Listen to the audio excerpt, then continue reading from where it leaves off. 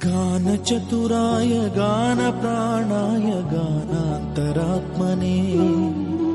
गानोत्सुकाय गानमत्ताय गानोत्सुकमनसे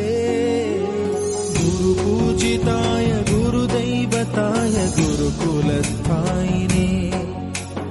गुरुविक्रमाय गुह्यप्रवराय गुरवे गुणगुरवे गुरुदैत्यकलक्षेत्रे गुरुधर्मसदाराध्याय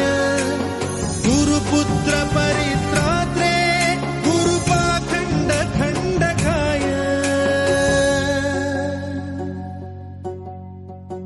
गीतसाराय गीततत्त्वाय गीतगोत्राय धीमहि